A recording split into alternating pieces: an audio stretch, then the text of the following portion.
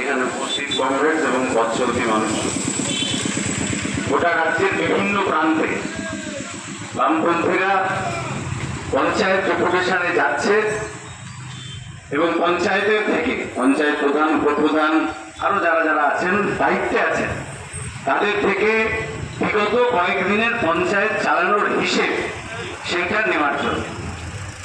এখন বহু এরকম পঞ্চায়েত আছেন গোটা পশ্চিমবাংলা জুড়ে, যারা গত কয়েক বছর ধরে 23 সালে জিতেছেন, তো পঞ্চায়েতে যা জিতেছেন সেটা জেতার কথা ছিল না। মনোরঞ্জন বলছিলেন 21।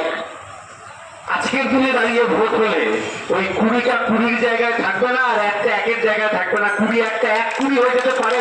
এই কনফিডেন্স এলাকার সাধারণ মানুষের মনে আছে। এটা আমাদের কথা। আপনারা যারা ভোট দিয়েছিলেন আপনারা জানেন কাকে ভোট দিয়েছিলেন। আর 12টার পর কতগুলো সার্টিফিকেট হাত বদল হয়ে গিয়ে কার জেতার কথা ছিল আর কে জিতে গেল, এইসব এলাকার মানুষ জানেন। এটা আমি আলাদা করে এখানে বলে দেবো, আপনারা জানবেন সেরকম ব্যাপার না। তো আমরা বলছি যে আজকে হোক না পঞ্চায়েত ভোটটা, আজকে হোক, এই পঞ্চায়েতের নির্বাচনটা আজকে হোক।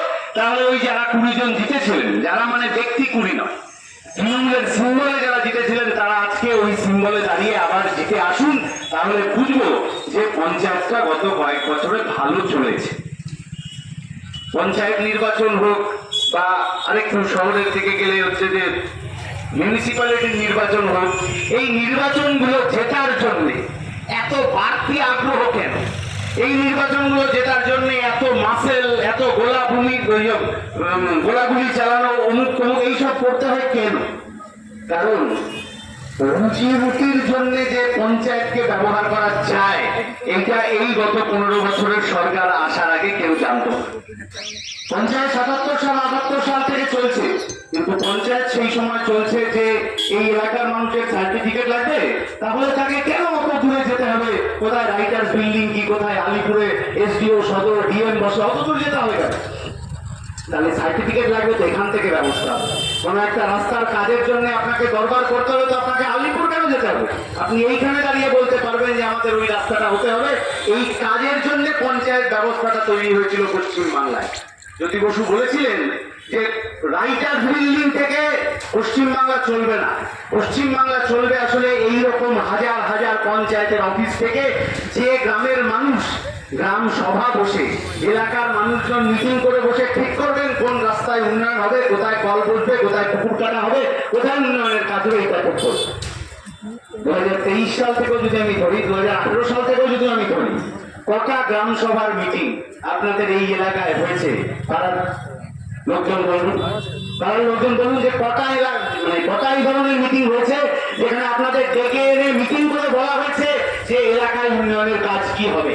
শুধুমাত্র নিজেদের কিছু লোকজনকে এনে বসিয়ে সই ফই করিয়ে দিয়ে চলে যাওয়া হয়েছে যে এই তো আমরা মিটিং করলাম। কিন্তু পঞ্চায়েত মানে যে সাধারণ মানুষকে জুড়ে নিয়ে এলাকা উন্নয়ন করার কাজ, সেটা হয়নি। আমফানের ঝড় হলো, আমফানের ঝড়ের পর কেন্দ্রীয় সরকার, রাজ্য সরকার, অমুক তমুক তারা টাকা অ্যালট করলেন। সেই টাকা কোথায় গেল? সেই প্রশ্নটা আমফান কবে হয়ে গেছে, এখনো আমাদের ব্যানারে আমফানের টাকা কোথায় এই কথাটা লিখে মিটিং করতে হচ্ছে। কারণ আমফানের টাকার হিসেব এখনো এই পঞ্চায়েত দিয়ে উঠতে পারেনি। কেন? তাহলে কোনো একটা নির্দিষ্ট পরিবার, কোনো দুটো নির্দিষ্ট পরিবার, কোনো নির্দিষ্ট কোটারির মধ্যে সেই মানুষজনদের টাকা দিয়ে দেওয়া হয়েছে।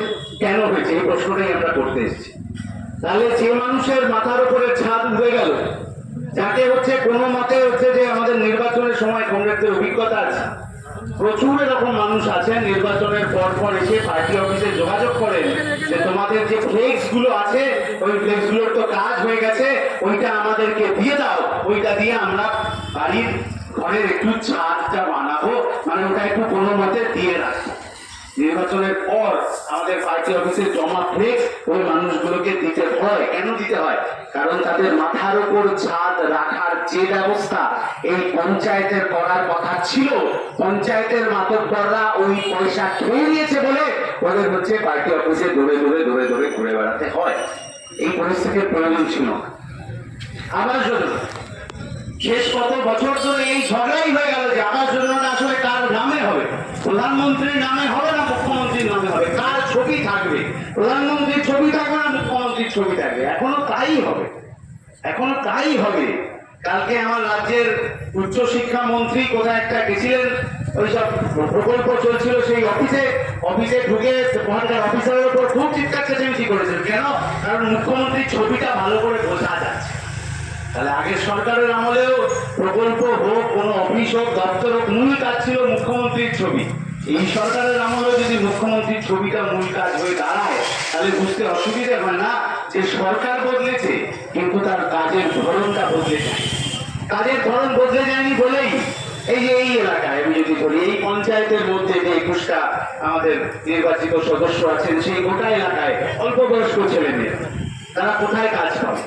এই এলাকায় 100 দিনের কাজের প্রকল্প, তার জব কার্ড কি অবস্থায় ছিল, কেন পঞ্চায়েত উত্তর দিতে পারছেন? বহু জায়গায় এই ঘটনা ঘটেছে যে পঞ্চায়েত প্রধানের তিনি যদি মহিলা হন, তার স্বামীর কাছে গাদা হচ্ছে যে জব কার্ড রয়েছে, যে জব কার্ডটা এলাকার অল্প বয়স্ক ছেলে মেয়েদের হাতে থাকার কথা ছিল। আমার নামের জব কার্ড আমার হাতে নেই, পঞ্চায়েতের প্রধানের বাড়িতে আলমারিতে তালা বন্ধ করে রেখে দিয়েছে। 3 মাস 4 মাস পর টাকা আসছে, আমি মেম্বারের কাছে যাচ্ছি, মেম্বার 200 300 500 টাকা ধরে দিয়ে বলছে এই আপাতত রাখ, আমি আছি বলে তো এইটুকু পাচ্ছিস, আমি না থাকলে তো এইটুকু পেতি না। এই যে চরম যন্ত্রণার মধ্যে এলাকার অল্প বয়স্ক ছেলেমেয়েরা পড়েছিল, তার কারণে এই পঞ্চায়েতের টাকা লুট হয়েছে বলে 100 দিনের কাজের টাকা বন্ধ হয়ে গেল। অদ্ভুত নিয়ম, অদ্ভুত। দেশের বিজেপি সরকার, কেন্দ্রীয় সরকার, তারা বললেন 100 দিনের কাজের টাকা বন্ধ হয়ে যাবে, তারা তৃণমূল টাকা লুট করেছে। আরে আজ যদি রাত্রিবেলা আমার বাড়ি থেকে একটা বিছানার চাদর চুরি হয়, কালকে আপনার এখানে হাটে বিছানার চাদর বিক্রি করে যারা, সেই দোকান বন্ধ হয়ে যাবে? যে তুমি ভাই চাদর বিক্রি করছো বলেই রাত্রিবেলা চাদর চুরি হচ্ছে, তাই কখনো হয়? আরে চোর ধরতে হবে তো।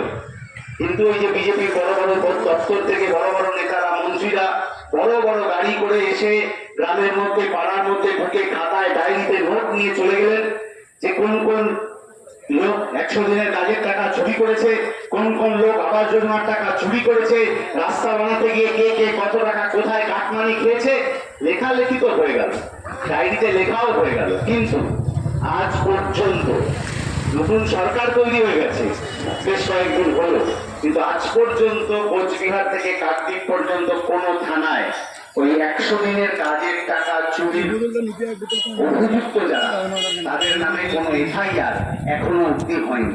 আগের সরকারের আমলেও সিবিআই করেনি, এই সরকারের আমলেও সিবিআই করেনি। আবাস যোজনা দুর্নীতি, 100 দিনের কাজের দুর্নীতি, কয়লা চুরির দুর্নীতি, বালি চুরির দুর্নীতি, আবাসনের দুর্নীতি, আরো হাজার দুর্নীতি আছে, সবকটার নামও হয়তো এখন মনে নেই। এই প্রতিটা দুর্নীতির ক্ষেত্রে একটা কমন জিনিস হচ্ছে, 16 সালের পর থেকে ইডি এবং সিবিআই এই প্রতিটা দুর্নীতির ক্ষেত্রে তদন্ত করতে এসছে পশ্চিমবাংলা। সিবিআই আর ইডি পশ্চিমবাংলায় এসছে বহু বছর হয়ে গেছে, কিন্তু একটা দুর্নীতির তদন্ত এখন অব্দি ইডি আর সিবিআই চার্জশিট দেওয়া পর্যন্ত জায়গায় যেতে পারেনি। অপরাধী সাব্যস্ত করে তার বিরুদ্ধে শাস্তি ঘোষণা করা তো অনেক দূর। কেন ইডি এবং সিবিআই এই জায়গায় যেতে পারলো না, এইগুলো কিন্তু এলাকার মানুষের চর্চার মধ্যে থাকছে। আপনাদের অভয়ার ঘটনা মনে আছে, সেই নৃশংস অত্যাচারের পর, ওই ঘটনা ঘটার পর কয়েকদিনের মধ্যে সিবিআই সেই তদন্তের দায়িত্ব পায়। 1 বছর 9 মাস, 1 বছর 10 মাস কেটে গেছে, এখনো অব্দি সিবিআই সেই তদন্তকে এগিয়ে নিয়ে যেতে পারেনি। কেন পারেনি, আমাদের প্রশ্নটা এখানে। যে বিজেপি যদি এত কথাই বলে থাকে যে ওরা দুর্নীতির বিরুদ্ধে লড়বে, বিজেপি যদি এত কথা বলেই ভোট পেয়ে থাকে যে আমরা ক্ষমতায় এলে আমরা তৃণমূলের দুর্নীতিগ্রস্তদের জেলে ভরবো, তাহলে সিবিআই তো আর এখন থেকে কেন্দ্রীয় সরকারের সংস্থা নয়, সিবিআই তো বরাবরই কেন্দ্রীয় সরকারের সংস্থা। 10 বছর ধরে সিবিআই যে তদন্ত চালাচ্ছে, সেই তদন্ত এখনো কেন গতি পেল না, সেই প্রশ্নের উত্তর আমাদের কিন্তু পাড়ার বিজেপির নেতাদের থেকে নিতে হবে। ওরা আমাদের গুলিয়ে দেওয়ার চেষ্টা করবেন, নির্বাচনের আগে গুলিয়ে দেওয়ার চেষ্টা করেছেন, কে হিন্দু, কে মুসলিম, কে খ্রিস্টান, কে অমুক, কে তমুক, এইসব বলে অর্থহীন কথা। আজকে যখন রেল স্টেশন থেকে হকার উচ্ছেদ হয়ে যাচ্ছে, সেই হকারদের পরিবারের মধ্যে কতজন হিন্দু, কতজন মুসলিম, কতজন খ্রিস্টান, সেটা কেউ হিসেব করতে পারছে? আচ্ছা, এই যে তৃণমূলের মধ্যে থেকে কিছু আবার ভালো তৃণমূল হয়েছে, মানে বিজেপির সাথে লাইন আপ করে চলবেন এই তৃণমূল, ওই ভালো তৃণমূলের মধ্যে হিন্দু কজন, মুসলিম কজন, খ্রিস্টান কজন, এর কোনো হিসেব হয়েছে? বিজেপি ক্ষমতায় আসার পর কি বললো, বুলডোজার চালাবো আমরা অবৈধ বাড়ির ওপর। তপসিয়া কসবার বিধায়ক জাভেদ খান, তার বাড়ির এলাকা তপসিয়ায় বুলডোজার চলবে। আচ্ছা, খুব ভালো। গরিব মানুষ বিপদে পড়লেন, যারা ফ্ল্যাট কিনে এসেছিলেন, বাড়ি কিনে এনেছিলেন, বামপন্থীরা তাদের পাশে দাঁড়ালো। কিন্তু জাভেদ খান অন্য লাইনে ছিলেন। জাভেদ খান এলাকায় এসে এলাকার মানুষের পাশে দাঁড়ানোর কোনো চেষ্টা তো করেনি। তিনি ভালো তৃণমূলের লাইনে চলে গেলেন। চলে গিয়ে কি লাভটা হলো? ওই যেদিন থেকে উনি ভালো তৃণমূলের সই করলেন, তার পরের দিন থেকে তপসিয়ায় আর কোনো বুলডোজার চলছে না। আপনারা শুনছেন তপসিয়ায় আর কোনো বুলডোজার চলছে? তপসিয়ায় বুলডোজার চলা বন্ধ হয়ে গেছে। কেন? কারণ উনি বিজেপির প্রভাবিত যে তৃণমূল, সেখানে জয়েন করে গেছে। এরকম আরো বহু লোক আছে যারা শুধুমাত্র বিজেপির সাথে কথা বলে বিজেপিতে জয়েন করেছেন সোজাসুজি বা ঘুরপথে, শুধুমাত্র এই কারণে যাতে করে ওদের ফাইলটা বন্ধ হয়ে যায়। তাহলে ভালো তৃণমূলের উদাহরণ দিতে গেলে আমার রাজ্যের মুখ্যমন্ত্রী ছাড়া আর আমি ভালো তৃণমূলের উদাহরণ কি করে দেবো? সেই কবে উনি হচ্ছে তৃণমূলের থেকে হাঁটি হাঁটি পা পা করে বিজেপিতে চলে এসেছিলেন, তাকেও আমরা নারদার ভিডিওতে দেখেছি। আর এই এখন নতুন কাকলি দেবী বিজেপির সাথে লাইন আপ করেছেন, আবার কোন একটা নতুন পলিটিক্যাল পার্টি সব করেছেন, সেই কাকলি দেবীকেও আমরা নারদার ভিডিওতে টাকা নিতে দেখেছিলাম। ফলে এদের মধ্যে আপনি আলাদা করতে পারবেন না। আমরা সাধারণ মানুষ, আমরা এদের মধ্যে কিছু আলাদা করতে চাইছিও। আমরা সহজ একটা কথা বলতে চাইছি যে গরিব মানুষের জন্য পঞ্চায়েতে যে টাকাটা এসেছিল, সেটা আবাস যোজনায় হতে পারে, সেটা 100 দিনের কাজে হতে পারে, সেটা আমফানের কাজে হতে পারে, সেই টাকা কোথায় গেছে তার হিসেবটা এই দেওয়ালে টাঙিয়ে দিতে হবে। তার হিসেবটা ওই আকারে মানুষের মধ্যে ছড়িয়ে দিতে হবে। তাহলে হচ্ছে কে কোথায় কত কাজ পানি খেয়েছেন বা কি কাজ হয়েছে তার হিসেব সামনাসামনি থাকে। এই এলাকায় পানীয় জলের সমস্যা, সেই পানীয় জলের সমস্যার জন্য আসলে বাড়িতে পরিশ্রুত পানীয় জল পৌঁছে দেওয়ার জন্য কি ব্যবস্থা নেওয়া হয়েছে সেইটা এলাকার মানুষের কাছে জানাতে হবে। রাজ্য সরকার তো বলে খেলা যে সরকারি বাসে মহিলারা বিনামূল্যে যাতায়াত করতে পারবেন, খুব ভালো কথা। কিন্তু আপনার এই এলাকা থেকে কটা সরকারি বাস কোথায় যায় সেই প্রশ্নটা তো রাজ্য সরকারকে করতে হবে। এই আজকে জয়ন্তপুরের কথা শুনছিলাম, আমার মনে পড়ছিল ছোটবেলায় জয়ন্তপুর থেকে অরবিন্দ সেতু মানিকতলার ওদিকে একটা মিনি বাস ছিল, সেটা তো বহুদিন বন্ধ হয়ে গেছে। তাহলে এই এলাকার মানুষের যাতায়াতের জন্য কি বিকল্প ব্যবস্থা চালু হলো? আমার সরকারের নেতারা মন্ত্রীরা তারা তো বলে যেতে হবে তারা। তাহলে এলাকায় স্বচ্ছতা ফিরিয়ে আনার জন্য পাড়া বৈঠক করতে হবে। ওটা শুধু ওইখানে লিখে দিলে হবে না যে আমরা পাড়া ভিত্তিক পাড়া বৈঠক করব। ওইটাকে এলাকার মানুষের মধ্যে প্রয়োজনীয় ভাবে ব্যবহার করতে হবে। এই যে বর্ষা এখন আসতে কয়েকদিন দেরি হচ্ছে বলে আমরা হাঁটাহাঁটি করতে পারছি। বর্ষাকাল চলে এলে এই রাস্তায় জল জমার যে সমস্যা তৈরি হয় এলাকার মানুষ জানে। তাহলে জল জমার সমস্যার সমাধানের জন্য এলাকায় এই যে খাল বিল ইত্যাদি তৈরি করা, ড্রেন তৈরি করার যা ব্যবস্থা এই পঞ্চায়েতের করার কথা ছিল, তারা সেটা কেন করে উঠতে পারলেন না সেইটা কিন্তু আজকে ডেপুটেশনে আমাদেরকে বলে যেতে হবে। এটা ভাবার কোনো কারণ নেই যে এই ডেপুটেশনটা আসলে আমাদের শেষ, বরং এটা ভাবার কারণ আছে যে এই ডেপুটেশনটা আসলে আমাদের শুরু।